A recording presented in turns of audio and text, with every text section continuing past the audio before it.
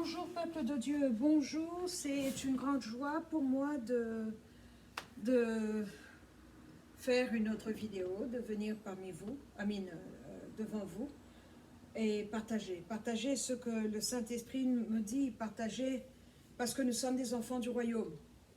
Et le sujet d'aujourd'hui n'est pas très facile, mais avant cela, j'ai reçu les analytics de YouTube. Merci beaucoup pour tous ceux qui ont regardé les vidéos. Merci beaucoup. J'ai eu plus de 700 personnes qui ont regardé, mais je n'ai que 103 personnes qui sont abonnées. Et je ne comprends pas très bien, en fait, parce que euh, quand je regarde les personnes qui parlent de maquillage, comment épiler les sourcils, comment nettoyer les ongles, ils peuvent avoir jusqu'à 1 million de personnes qui sont abonnées. Et là, on est des enfants du royaume. Si j'ai eu 790 personnes, donc 790, qui m'ont regardé, c'est que vous êtes un chrétien et que vous êtes intéressé par ce que je vous dis. Et alors, je ne comprends pas pourquoi vous ne vous abonnez pas autant. Parce que si vous avez le temps de vous abonner, de regarder, alors vous pouvez vous abonner. Et je peux comprendre que on me dit que pour ceux qui sont en Afrique, il faut charger les téléphones, acheter des unités quand on n'a pas le modem à la maison. Mais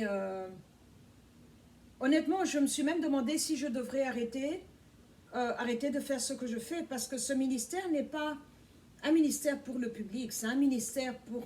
je suis un instrument que Dieu utilise ici sur terre. Et donc, quand il me réveille, il me dit, jeune, fais ceci, fais cela, c'est lui et moi. Et je fais ce qu'il me demande de faire. Mais la raison pour laquelle je partage avec vous, la raison pour laquelle je parle, c'est parce que quand je confronte une principalité ou un démon et qu'il m'emmène, on a une victoire, comme la dernière vidéo que j'ai faite sur le gouvernement de l'Antichrist, avec les casseroles africaines auxquelles le Saint-Esprit m'a exposé. C'est une vérité que je n'ai jamais entendue. Pour moi, c'était la première fois. De quelqu'un d'autre, je n'ai jamais entendu ça. Alors, ce que je suis en train de vous donner est vraiment le now word, le mot de maintenant. Et je ne comprends pas votre attitude. Vous, mes frères chrétiens, je viens vous questionner parce que ce qui est bizarre avec mon appel, c'est que j'entends les gens parler dans la dimension du sommeil. J'ai entendu certains frères, parce qu'ils parlaient le français du Congo, d'hier Congo Kinshasa, et ils disaient, elle dit des choses bien, mais si on s'abonne, ça va lui donner une grosse tête. Mais vous n'êtes pas là avec moi à 1h, 2h du matin quand je suis assise par terre et que j'attends que le Saint-Esprit me parle, parce que la prière est un dialogue, c'est pas un monologue. Quand nous on parle, on finit, on attend que Dieu nous parle. Ou quand je suis là à lire la Bible, la parole de Dieu, et méditer sur la parole de Dieu, vous n'êtes pas là avec moi. Alors dire que ça va lui donner une grosse tête, c'est pas très gentil. Mais d'un autre côté aussi, donc je voudrais vous questionner, savoir pourquoi vous faites ça, pourquoi vous ne vous abonnez pas. Si on vous parle de la dernière cosmetic surgery, opération que Kim Kardashian a fait, elle a augmenté les seins, elle a diminué, elle a fait ceci, cela. Là, il y a 1 million de personnes qui regardent. Mais quand il s'agit des affaires du royaume de Dieu, et vous savez très bien ce que les prophéties nous disent, quand dans les temps de la fin, nous allons avoir une grande... beaucoup de gens vont se détacher de leur foi et fuir. Alors, ça serait bien de vous, les chrétiens qui m'entendez là maintenant, qui m'écoutez, de pouvoir encourager une sœur chrétienne. Déjà, le ministère est difficile et votre attitude qui est tiède n'aide pas non plus. J'ai sérieusement questionné ce matin quand je lisais ce que YouTube me dit, je me demandais si je devais même arrêter. Parce que moi, je sais ce que je reçois du Saint-Esprit, moi, je sais ce que je vois. Et si ça ne vous intéresse pas, ben, je vais arrêter. Arrêter et continuer à recorder ça pour mon fils et pour ceux qui voudront savoir. Parce que, honnêtement, quand je regarde les YouTube francophones de pasteurs ou de frères chrétiens, très peu sont dans la profondeur dans laquelle je suis ou la hauteur à laquelle le Saint-Esprit m'a emmené. Mais bon, je continue à faire ceci pour la gloire du royaume. C'est un appel. C'est pas une obligation, c'est un appel, j'ai répondu et je continue. Donc, je voudrais vous parler, s'il vous plaît, abonnez-vous, ça serait une bonne chose. Passez les vidéos, ça serait une bonne chose. Likez les vidéos, comme vous dites en français, like it, and je suis reconnaissante. Mais bon, je continue le travail de Dieu. Alors, je voudrais vous parler de cette organisation, de ce groupe de personnes qui s'appelle Black Lives Matter. Ils ont pris de l'ampleur il y a peut-être 4 ans, 5 ans.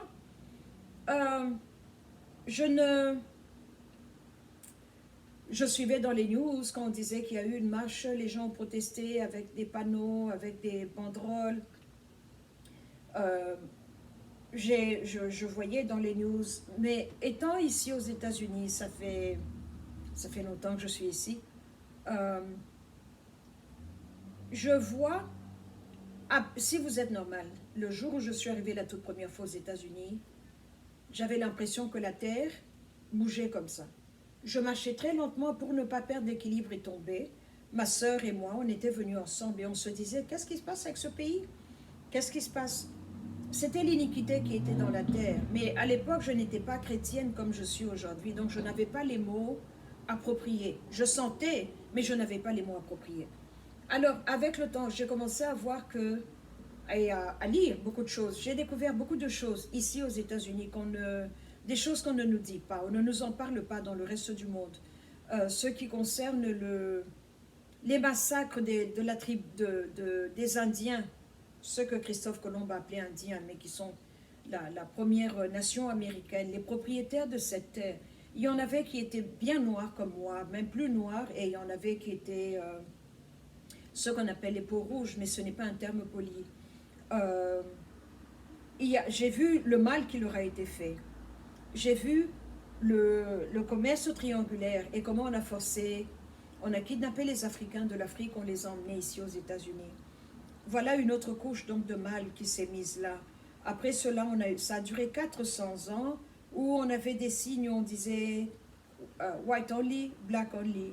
Et donc, dans le paquet des Noirs, les Hispaniques, ceux qui sont bruns, au toast, les Hispaniques, les Asiatiques, les Noirs et les Native Americans n'avaient pas le droit d'aller dans les clubs, n'avaient pas le droit d'aller dans les magasins où commander la nourriture, il fallait passer par la porte de derrière. Et les choses étaient très difficiles. Mais il y a un problème qui est là. Le problème qui est là, c'est Dieu. Pourquoi je dis problème? Parce que Dieu a sa façon de faire, il a ses règles, il a ses principes qui ne changeront pas. Donc, on peut faire tout ce qu'on veut. On peut croire que parce que Dieu est blanc, comme moi, blanc, rose, que Dieu est rose. On croit que Dieu est rose. On enseigne aux enfants que Dieu est rose. On enseigne aux enfants que Dieu est notre Père. Cela n'est pas vrai parce que vous vous mentez à vous-même. Vous vous mentez à vous-même. Et alors cela, en conséquence, fait que vous avez une attitude, je parle de la race caucasienne, la race rose, ici aux États-Unis, qui croient que Dieu leur a donné cette terre. Alors la façon dont ils l'ont acquérie n'est pas un problème. Avoir disséminé les Indiens, les avoir décimés, parce que nous avons des tribus qui ont totalement disparu. Il n'y a même pas une seule personne. Toute la tribu a été tuée par des couvertures qui avaient la variole, des couvertures qui avaient la varicelle. On leur a donné le gin, on leur a donné le bourbon, le whisky pour les rendre alcoolisés et les faire tourner dans ce cycle-là. Et la tribu est morte. Et je ne vous parle pas des raids, comme ils appelaient, où on allait tuer. Les Blancs venaient attaquer avec leurs armes sophistiquées, les bâtons qui crachent le feu et qui ont tué. L'histoire a enregistré cela, la terre a enregistré cela, Dieu a vu cela. Alors maintenant, ce qui s'est passé avec les Africains qu'on a emmenés ici par force, qu'on a violés, dominés, manipulés, tous les sévices possibles, les Noirs, les Africains l'ont vécu. Alors, les 400 ans là, où on a effacé l'identité des personnes, on a effacé leur nom, on leur a interdit de parler leur langue, de pratiquer leur culture. Tout cela, est-ce que vous saviez qu'on rasait systématiquement les Africains qui venaient pour que leurs cheveux ne poussent pas? Parce que par les cheveux qui poussaient, les femmes se tressaient les cheveux selon la tribu d'où elles venaient, du continent africain. Et on voulait totalement les faire oublier et qu'elles puissent perdre leur identité et leur origine. Dieu a vu cela aussi. Alors maintenant, ce Black Lives Matter, il y a quelque temps, je n'ai pas fait les recherches parce que je trouvais que ce n'était pas important, mais vous pouvez le faire si vous voulez avoir des détails. Il y a ce jeune homme, un homme African-American, qui était l'un des cofondateurs de Black Lives Matter, qui s'était suicidé. Si je me rappelle bien, il s'est tiré une balle dans la bouche. Mais il était un homme qui cohabitait avec un autre homme. Et il y avait 3 femmes, dont l'une qui est du Nigeria. Je n'ai pas retenu leur nom, mais vous pouvez Google qui sont les fondateurs, les femmes, les fondateurs de Black Lives Matter. Il y a 3 dames là maintenant. Et elles sont toutes mariées à des femmes. Ça, c'est le premier point. Le deuxième point est que elles font ce qu'on appelle la religion du Nigeria ou Bénin, la côte ouest de l'Afrique. Là, il y a cette religion qu'on appelle Ifa. La religion Ifa est une religion très sophistiquée. Je l'ai lu pour voir de quoi ça parlait. C'est différent de l'adoration des ancêtres comme nous on la pratique chez nous au Katanga. C'est différent parce que nous on parle aux morts seulement, aux ancêtres morts, mais eux parlent aux ancêtres morts et ils ont des esprits dieux qu'ils appellent, qui sont au-dessus et qu'on peut adorer. Alors il y a des dieux femmes, donc je parle Dieu avec un petit d, pas le Dieu créateur du ciel et de la terre. Il y a des dieux et des déesses. Alors il y a dans toutes les plaines de conscience, donc dans l'eau, dans le feu, dans l'air, dans la forêt, dans les toilettes, dans les égouts, il y a des créatures qui habitent là. Et il y a des structures qui sont là. La même structure que l'apôtre Paul nous parle, avec les powers, principalities et tout ça. Cette hiérarchie que nous voyons dans Éphésiens 6. Donc ils ont un panthéon de dieux à qui ils parlent, à qui ils offrent des offrandes, à qui ils font des libations de nourriture et de boissons. Et ces 3 femmes-là sont de la religion Ifa. Et donc c'est ça qu'elles font. Alors, la première fois que j'ai vu leur interview à la télévision, j'ai tout de suite vu que c'était des femmes qui avaient étudié, elles parlaient bien, elles s'exprimaient bien. Elles sont éloquentes. Mais quelque chose me dérangeait dans le ventre. Je ne sais pas ce que c'était. Elles sont jolies, plaisantes à regarder, mais il y avait quelque chose qui me dérangeait. Et cette nuit-là, le Saint-Esprit m'a dit, elles sont des sorcières. Mais vous voyez, ici aux États-Unis, à cause de ce que J.K. Rowling a fait avec Harry Potter, ici, chez les Blancs, on croit que la sorcellerie est mignonne, qu'il y a une bonne sorcellerie et une mauvaise sorcellerie. J'ai eu à confronter la sorcellerie rose de l'Amérique centrale. Celle-là, nous ne l'avons pas en Afrique. Il y a la sorcellerie bleue en Amérique du Sud. Il y a la sorcellerie noire. Et celle qu'on nous donne, nous, sur le continent africain, il y a la sorcellerie blanche, telle qu'elle est pratiquée par les personnes à la peau rose. Mais donner même des noms bleus, roses, blanches, noirs, est une perte de temps. La sorcellerie, c'est la sorcellerie. Le mal est le mal. Qu'il soit fait par un Africain, je vais appeler mal. Qu'il soit fait par un Européen, je vais appeler mal. Parce que c'est ça la vérité. Donc ces femmes-là font la sorcellerie. Alors, la sorcellerie, pour tout Africain normal, fait peur. Jusqu'au jour où vous rencontrez Jésus, le Rédempteur, de la bonne manière. Il vous émancipe, il vous emmène en haut et il vous délivre et il vous protège, il devient votre bouclier. Donc que ça soit la sorcellerie, quelque genre de... ça ne va pas vous affecter. Et il enlève la peur de votre cœur parce qu'il vous a franchi. Et c'est ça qui m'est arrivé. Donc je peux regarder quelque chose, je n'ai pas peur, mais il y a 15 ans, j'allais trembler dans mon ventre et dire « Oh mon Dieu, je vais mourir, je vais mourir ». Mais maintenant, je n'ai plus peur parce qu'il m'a affermi les pieds. Et alors maintenant, quand nous voyons cette sorcellerie, ces dames-là réveillent les esprits. Elles l'ont dit, vous pouvez regarder, il y a plusieurs interviews qui sont en anglais malheureusement. Elles disent qu'elles réveillent les esprits avant chaque manifestation de Black Lives Matter. Alors, la police qui tue beaucoup les Noirs, je condamne cela. La police qui est agressive avec les Noirs, je condamne cela. Que ce soit les hommes ou les femmes noires, il y a eu des meurtres. Prenons seulement ces dernières 5 années, combien de personnes ont été tuées. C'était des morts qui auraient pu être évitées parce que quand vous allez à l'académie de la police, on vous apprend comment neutraliser quelqu'un. Vous pouvez tirer une balle dans le genou et la personne va tomber. Et vous pouvez l'appréhender, lui mettre les menottes si c'est un criminel. Mais vous n'avez pas besoin de vider le chargeur 12 balles à la poitrine, 7 balles au cerveau. C'est pour tuer. Il y a ce qu'on appelle shoot to kill and shoot to wound. Donc vous pouvez neutraliser quelqu'un avec une seule balle parce que le corps humain est normal et vous avez mal. Mais l'agressivité qui est démontrée quand la police parle à une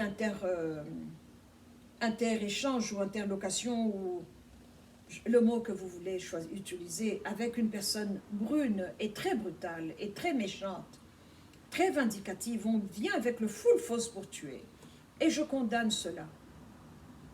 Mais maintenant, donc, tout ce mal-là, tous ces meurtres, tout ce sang, toutes ces mamans qui pleurent, tous ces enfants qui pleurent, tout cela s'accumule sur cette terre américaine. Donc, les Indiens, ce qu'on a fait aux Indiens, ce qu'on a fait aux Noirs et ce que la police continue à faire aujourd'hui, tout cela s'accumule, un mal sur un autre. Et maintenant, là où moi je suis peinée et que j'ai cru en Jésus, il y a 27 ans, je suis devenue née de nouveau, et Jésus est devenu mon Seigneur et mon Maître, et je me disais, Jésus est un homme blanc. Et le plus je prie, ça fait 17 ans que j'ai ce ministère, je vois que Jésus est un homme de couleur. Apocalypse, Révélation nous parle de lui qu'il a des cheveux comme un petit mouton, des cheveux 4C comme on appelle. Cela n'a pas changé ma foi, mais cela m'a juste confirmé beaucoup de choses dans le sens que je me suis toujours demandé pourquoi la race rose était aussi méchante, pourquoi la race rose était aussi... ils n'appliquent que les principes de Satan, voler, tuer et dérober. Partout où est-ce qu'ils vont, sur tous les continents où est-ce qu'ils ont été. J'ai déjà fait plusieurs vidéos sur cela, je ne vais pas y retourner. Mais donc, les livres que j'ai lus, le Saint-Esprit m'a dirigé, j'ai compris beaucoup de choses et ça a remis ma vision, ma perspective en place. Mais le problème qui est là, c'est que beaucoup de Blancs ici ont fait entrer le racisme, même dans l'Église. La majorité des églises sont noires, la majorité des églises sont blanches. Là où il y a des populations multi-ethniques dans une église, c'est un petit groupe d'églises. La majorité est séparée. Il y a une grande disparité dans ce contexte-là et l'adoration et le culte aussi est différent. Ça suit votre culture. Regardez quand vous allez en Afrique, comment on fait le culte et comparé au culte européen. Donc le problème qui est là, c'est que dans l'Église européenne a trié et a choisi quoi garder et quoi ne pas garder de la Bible. La Bible est là, mais on ne mentionne pas certains passages, on ne lit pas certains passages. Et le problème qui est là est que vous pouvez faire ce que vous voulez, mais Dieu voit, Dieu est juge. Et mon problème maintenant est celui-ci, c'est qu'il y a eu tellement de mal venu d'un seul groupe, je parle du groupe rose, que la terre, l'iniquité a rempli la terre. Alors maintenant, ces femmes sorcières de Black Lives Matter, quand elles invoquent et elles appellent les esprits Ifa, qui viennent de l'Afrique de l'Ouest, qui traversent l'Atlantique, qui arrivent ici aux États-Unis, quand il y a eu une manifestation, regardez les manifestations les plus récentes, elles deviennent brutales, violentes. Il y a des personnes tuées. On détruit les biens d'autres personnes. On brûle les magasins. qui ne vous appartiennent pas. Vous ne savez même pas. J'ai lu dans les news que maintenant les gens mettent devant leur magasin et disent s'il vous plaît, je suis une maman célibataire, ce magasin est tout ce que nous avons pour manger, mes enfants et moi, épargnez-nous. Ou il y a des gens qui vous disent ce magasin appartient à une personne noire, s'il vous plaît, ne détruisez pas mon magasin. Moi, ce qui me dérange, c'est que vous pouvez vous fâcher, vous pouvez ne pas être content, vous avez le droit, je crois dans la liberté de l'expression, je crois dans la liberté du speech, mais pourquoi les détruire, pourquoi les vandaliser, pourquoi les abîmer? Il y a plein de personnes qui se mettent debout devant un boulevard et qui enlèvent leurs pantalons et qui commencent à déféquer. Ça, c'est un acte de sorcellerie, parce qu'on choque. Je suis africaine, je sais de quoi je parle. Et alors maintenant, ces esprits qu'on réveille, qui viennent et qui entrent, et qui vous donnent une colère, vous pouvez voir des gens, maintenant il y a des blancs roses qui viennent marcher avec les Black Lives Matter, qui disent qu'ils ne sont pas contents. Ok? Mais pourquoi faire caca par terre? Pourquoi faire caca, prendre votre caca comme un singe aux os et jeter ça au visage des policiers? Pourquoi tirer des policiers? Je vis vraiment ma foi. Moi, je crois, à moi la vengeance, à moi la rétribution. C'est mon opinion. Mais ce que je veux dire, c'est que à cause de l'arrogance, à cause du manque de repentance, à cause du manque de pénitence venant du groupe des roses, ce que les sorcières africaines là sont en train de jeter comme esprit, les esprits viennent parce qu'il y a l'iniquité. L'iniquité appelle, la sorcellerie aime se venger elle-même. La sorcellerie aime aller là où elle peut porter justice. Mais ce n'est pas une justice divine, c'est une justice qui est satanique. Et c'est ça que nous sommes en train de voir. Alors maintenant, ça me dérange quand je vais en Afrique ou en France. La France et la Belgique sont des pays que je suis bien parce que j'y suis passée étant francophone. Mais quand je vois en Angleterre, dans le United Kingdom, les sévices et la brutalité de la police, en fait, elle est là. Elle est là, on ne peut pas l'ignorer, elle est là. Et il n'y a pas d'excuse, il n'y a pas d'excuse. On doit réformer la police, on doit apprendre aux policiers à retirer la main de la gâchette et peut-être apprendre à appréhender les criminels d'une autre manière. C'est ce que moi je propose. Mais le problème qui est là, c'est que l'arrogance est telle qu'ils ne font pas de repentance. Ils ne reconnaissent pas le mal de leur père. Ils vont vous dire, je n'étais pas là. Je n'étais pas là. Mais la Bible nous dit que les règles de Dieu font que l'iniquité des pères va jusqu'à la 3e et 4e génération. Dieu punit. Et c'est ça que nous sommes en train de vivre là maintenant. C'est ça que nous sommes en train de voir. Un clash de deux forces. Mais la force des roses est debout sur l'iniquité, le meurtre, les lynchages des hommes noirs et même le cannibalisme. Je vous ai déjà parlé de ça. On ne nous en parle pas dans les livres d'histoire. Mais il y a eu des meurtres, il y a eu des actes de cannibalisme. Il y avait des commerces de viande humaine, mais de viande de noir. Et c'est là où nous en sommes. Donc, pour vous qui êtes en Europe, oui, Black Lives Matter, mais pas dans ce sens. Je refuse de m'associer à ça. Je viens dénoncer ça parce que ça va faire une semaine que le Saint-Esprit me demande de prier pour bloquer la guerre civile raciale.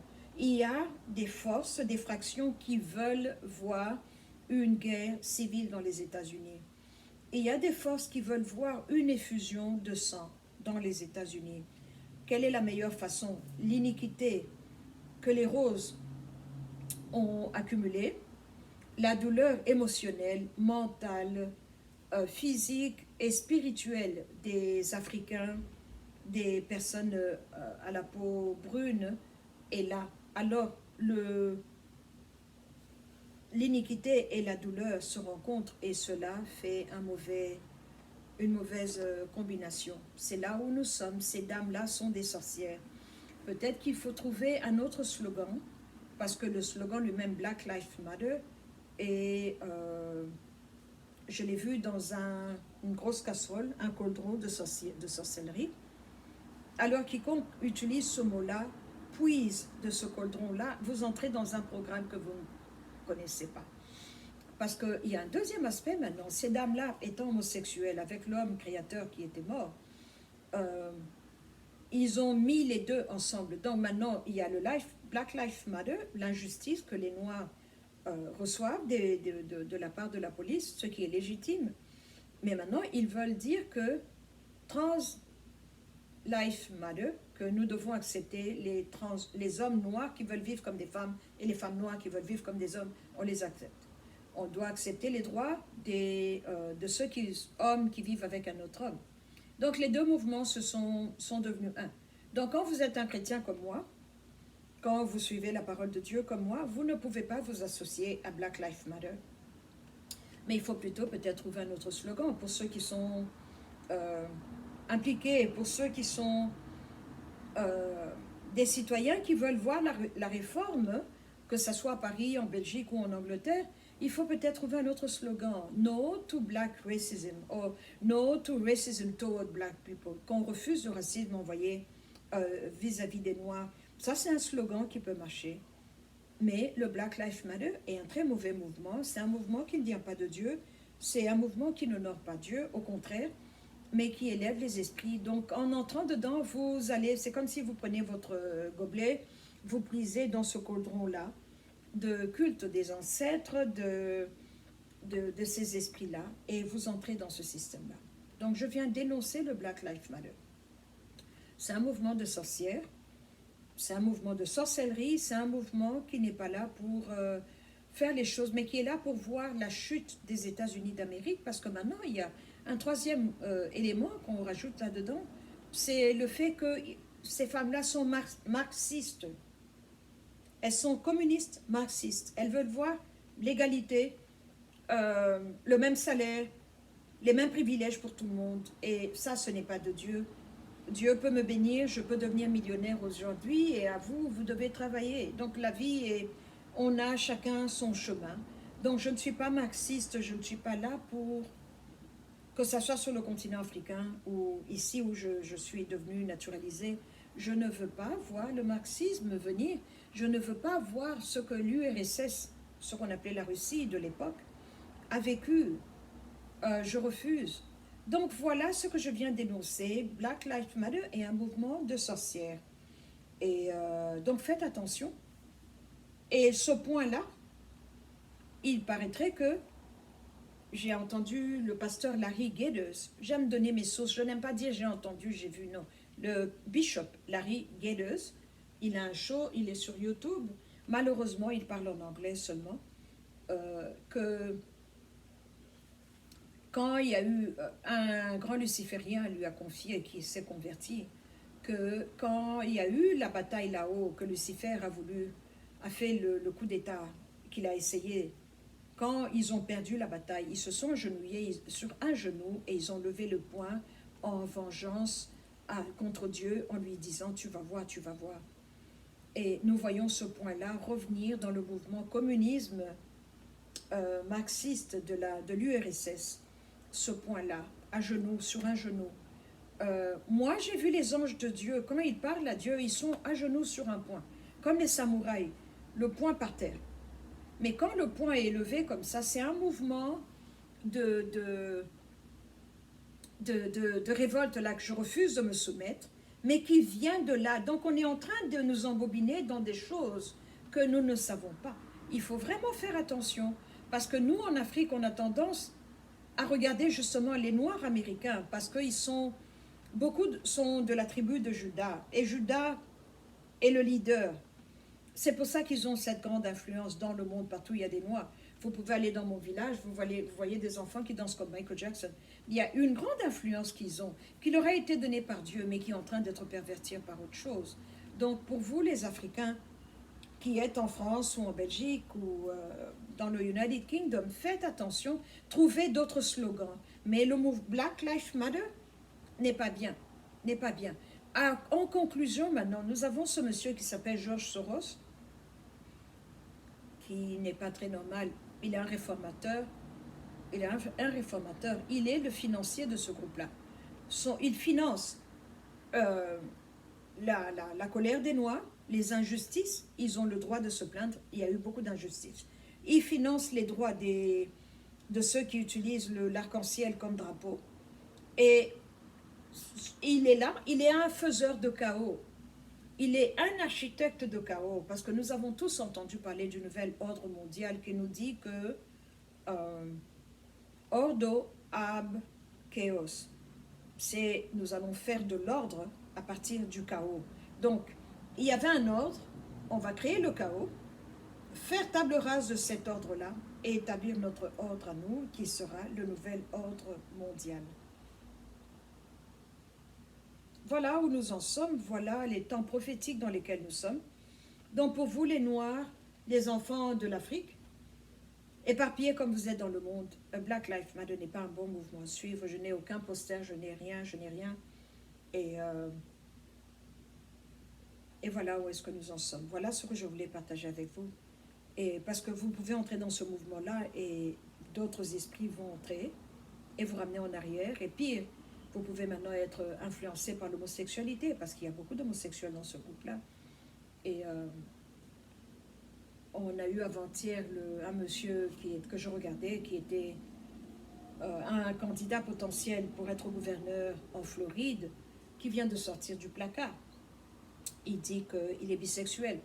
Donc, il y a des tendances, des vents qui circulent. Faites attention, préservez-vous, préservez-vous. Et par-dessus tout, collez-vous au Dieu que vous servez. Là, maintenant, il faut s'accrocher à Dieu comme un koala. Vous voyez, comme les koalas s'accrochent à leur maman. C'est comme ça qu'il faut faire avec Dieu. Parce qu'on est dans des temps très dangereux, des temps périlleux. Et voilà. Voilà ce que je voulais partager avec vous. Black Lives Matter n'est pas un bon mouvement. Et voilà, ma petite télécommande qui commence à déranger. On parle de choses intéressantes.